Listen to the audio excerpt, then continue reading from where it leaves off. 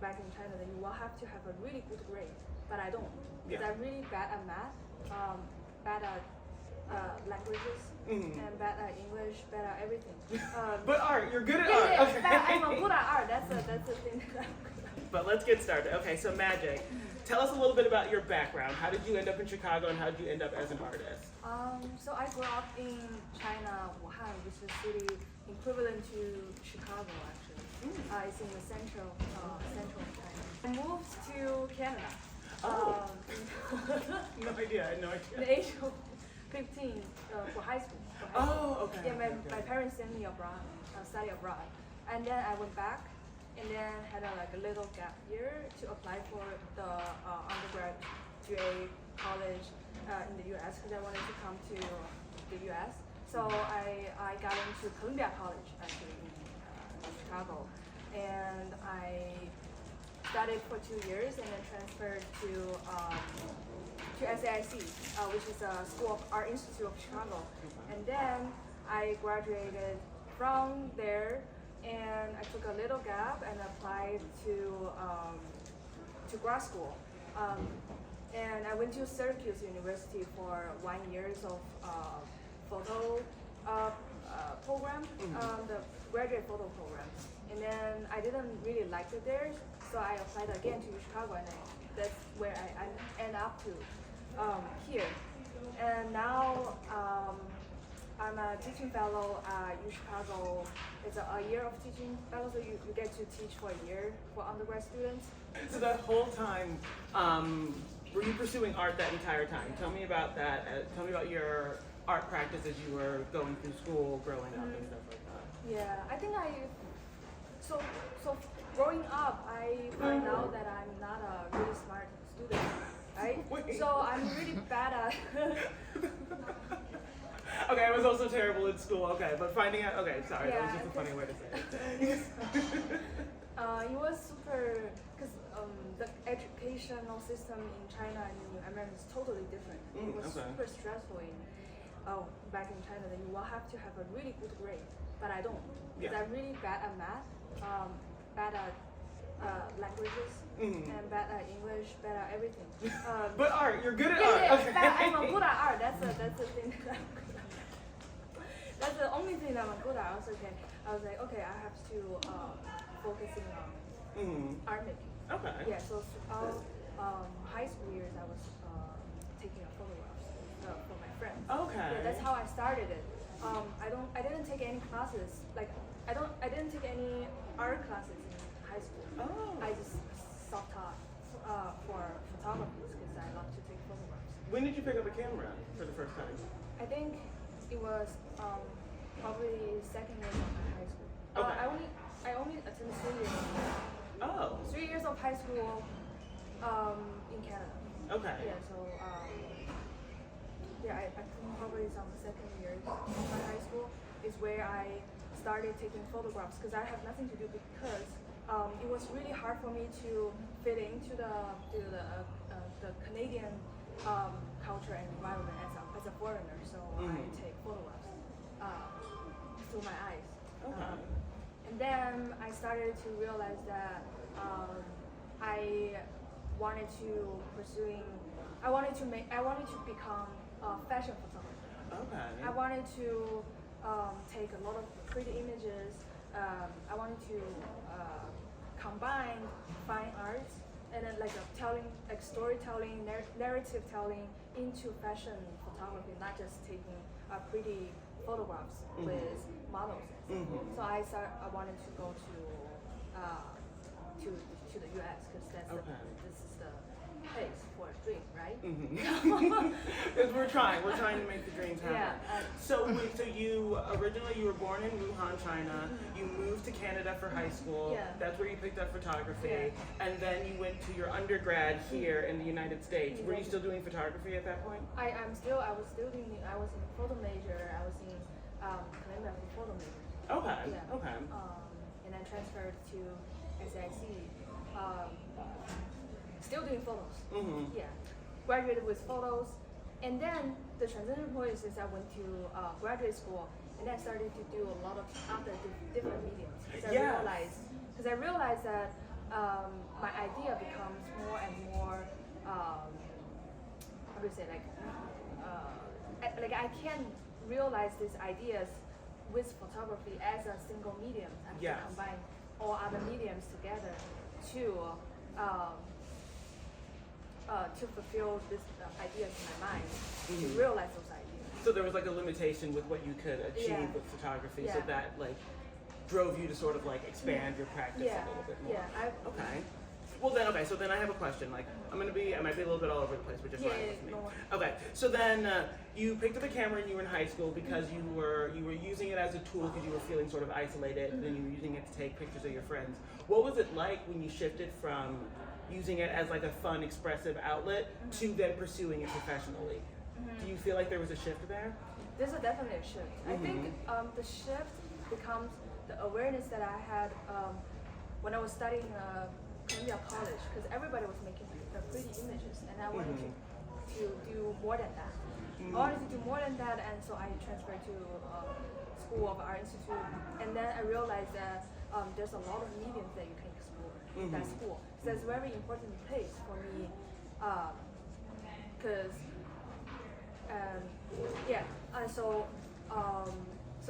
so I realized that I wanted to become professionally is that I got a lot of inspirations from the artists that I was looking at, that I had educated from school. I was like, oh, this is cool. I wanted to be a full-time artist. Yeah, I didn't realize that become a full-time artist is actually a really hard path for you as a young artist. But I still wanted to do that. Okay. There's two places I want to go with that. On the theme of exploration, what was it like when you first started exploring with outside of photography? Like, were you scared? Were you excited? Like, what was that moment like? I was super excited actually because friends are important to me. I have few friends. I only have 2 friends. Same. But 2 friends, they are all making and also exploring different mediums. One is exploring sculptures. One is exploring performance art. Okay. So I got super big influenced by 2 of them. And then when I had this idea in my mind, so I was talking to them. I was like, okay, I have this idea about this thing. Oh, why don't you just try using it, making it with sculpture, right? So they helped me a lot, like because I haven't take any sculpture or performance classes, so they actually helped me a lot. Taught me like how to make stuff. So now I'm experiencing performance art, sculptures, videos, and or even like installations, which means we can combine everything together to make works, right? So your artist practice you learned and developed in your artist practice through the people around you. It wasn't just like going to school. It was like collaborating with friends and like learning their process. Exactly, that's very important. The friends that are around you is very important. That's people because that influenced you a lot by making works. Yeah, like for sure. Like having friends around you that inspire you is a part of like building an artistic community. Exactly. Actually this isn't a question on here, but like who are the people in your artistic community? Like who are you going to? Who are you working with? Like I'm working with my partner. So he's also an artist, he's a performance artist. He's currently studying at Columbia University in New York City. And so when we have like free time or something, we would just talk about how are we going to collaborate together. So we have these 2 performers collaborate together. That one is we have this set of bowl of rice, and then we eat one going at a time. One going at a time until the bowl of rice is finished. For like 4 hours. How do you ask somebody to sit down with you for 4 hours and eat a single grain of rice? Exactly, because I wanted to ask people that would willing to sit with me to finish, and then he's the only one wanting to do that. Okay, so the other performance is about, it's actually I did it in the gallery space, which is called Shanghai Cinema. It's in Bridgeport. And so me and my partner, so we both married to a white American. So it's a fake marriage, but it was a ceremony with me, with a white guy, and him with a white girl. And we did the whole process of wedding ceremony in the gallery settings. We were sharing the rings, we switched exchange rings and exchange vows and everything, and a kiss. So when you're collaborating, is it like 100% your idea, or like are your partners like contributing like 50-50? Like, how do you feel like that collaboration process goes? It's 50-50, I think. But sometimes we argue so much. We argue so much because artists have their individual mind and nobody can be convinced. So I can convince him, he can convince me. So we have to get this point that we take 50% of his and 50% of mine. Before we collaborate with each other, I also asked and interviewed a lot of like artist couple in Chicago or like in somewhere else that they sometimes also argue. Yeah. In order to be an artist, you have to have like a strong point of view. So like working with somebody else, it's like finding that compromise. So talk to me about your artistic practice as an individual when you're not collaborating with someone. When you go into, do you have a studio? What's it like when you step into the studio and you start making a piece of artwork? What's that process? Yeah, right now I don't have a studio, but when I was in grad school, I do have a studio. I do have a studio. I go to the studio every day. It's like so if you wanted to if you take art really seriously, I think that you will have to stay with your art and go to go to your studio every day. This is what I got from very inspired artist in Chicago, Nick Cave. He told all his students that you will have to go to studio every day, even eat there and sleep there. But I don't sleep there. I take breaks. Right? I can't be there all the time. I have to take breaks. But if I go to my studio, I would think in my studio. I will look at my art. I will look at what I have in the studio.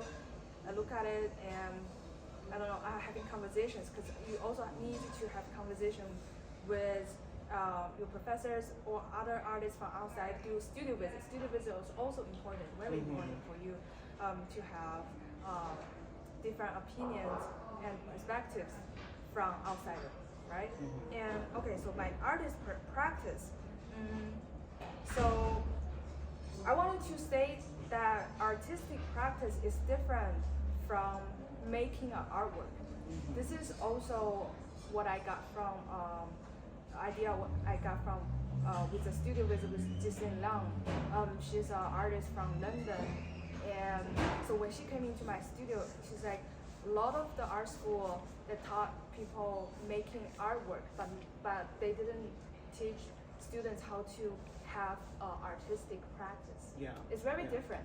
Making artwork, you can make artwork anytime. You can make artwork and keep making artwork, but finding an artistic practice is to find this questions or find out this questions and develop this question and answer this question in your whole life of making works. So this question cannot be resolved. That's what she said. The question cannot be resolved. If it is resolved, then you are done. Your practice are done. So that's heavy. You don't want to be done with your artistic practice. And then the others, if you find out your artistic practice, your artwork will come out magically. And your artwork will just come out. You don't have to think about how to make this artwork. And then the other things that compare artistic practice to a physical object or to a physical movement. So for me, is to weld a wand. For me, it's to weld a wand, which is this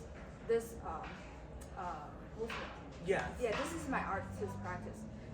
For other people, for example, for my friend, he thinks that his practice is to, I don't know. I don't remember. We were just talking about this last night, but I forgot about it. But I remember mine is to weld a wine. I wish that I could expand my artist. See, that's very interesting. Like, you have such an intentional, like, drive about your artistic practice. It's not something that just like you casually do. It's like building a muscle. It's like the way like an athlete goes to the gym or a singer practice their vocal cords. It's just like you go to the studio and you practice creating, and then in that you are able to, I think there's a comfort there, right? Like when you're in the studio, you know what that space is for. You're in the space to create, so then it flows naturally. It's not like a, oh shit, I need to like, oh pardon my French, sorry. It's not like a, oh crap, I need to make something today. Exactly. You walk into the studio and your body and your sort of like familiarity like orients towards making is what you're saying. Yeah. That's really cool. Okay, so let me see, I've gone all over the place. So, well, we talked about, okay, so let's talk a little bit about Express, because the exhibition we have up here is drawn from your childhood growing up in Wuhan, China, and near the Emancipation Park. So I want to talk about, maybe not specifically with this exhibition, but broadly, like, what are you trying to communicate through your artwork? What I trying to,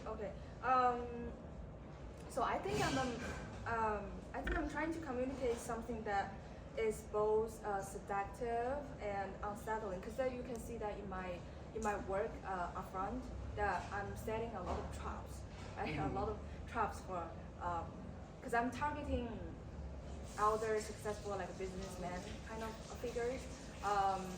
So I'm trapping them into this cute like a TVs, like in Monopoly, princess versions of Monopoly cover. So on the window, for the window piece, those are I transformed them into. I transformed this Disney princess versions of Monopoly cover into businessman versions of it. So I also wanted to work to attract people at first, right? Attract them first, maybe through like humor, cuteness, fantasy. And then slowly reveal more uncomfortable layer about like power, authority, and social behaviors, and also I'm often thinking about discomfort, embarrassment, awkwardness, and social performance. So I'm using this as a soft power, or like a playfulness, soft power to carry like aggressive, the control and the critique in my work. I think that's so interesting because you talked about like your discomfort growing up in Canada and how that sort of discomfort never, even though you can like overcome that discomfort, you actually now use it as a tool for expression in your artwork. It's this like through line of like capturing these emotions and then like you say, weaponizing them and like subverting them. Yeah, weaponizing the cuteness, because everybody accepts cuteness. Because if you see a cute thing, you think that it's not serious. Yeah. Once you think it's not serious, then you think that you have the power to control this. For example, flashes that you can play around with. You can switch it. You can switch, and then after you switch it, they will still expand it to the original form. That's the I think that's the thing that I'm trying to make. You know? Even though you distorted them or like trying to squish them so hard, but at the end they will still expand it in the original form. The original form. It's like the resilience of cuteness. Of cuteness. Yeah. Exactly. Yeah. Oh. Okay, so let's talk a bit. So I want to talk more about Emancipation Park. So, it's a multimedia exhibition. You're a multimedia artist. So, talk to me about the big vinyl. How did you develop that? Like the vinyl? Yeah, like I'm wondering, like, because you just said it's like a take on the Monopoly board, but like, tell me about the process of developing that one, because I find it to be so fascinating. Yeah, so the first time I discovered this box of princess versions of Monopoly is from one of our professors, Jessica Stanhold's professor studios. So I had this and I was looking at it, I was like, this is so problematic. Because I feel like Monopoly, this game is invented to, what I feel like is the game is invented to like have it's like an irony and a sarcasm to the capitalism societies. So and then they transformed it into like a children's story. Yeah, they made it capitalism for babies. Yes. Like Isn't that so interesting? So so I was having a studio visit with professors and stuff, and then they were like, I was like, oh, I wanted to take a photograph of all these men wearing princess outfits and take this photographs of the cover, because the cover of that Monopoly is all the princes together, taking like having like all the princes and having like this castle and everything. So I wanted to take these elements and put it on the businessman figures, but I can't hire all these actors. Right, you can't hire 5 businessmen who put on princess wigs for yeah, you. exactly, and they are all from different races too.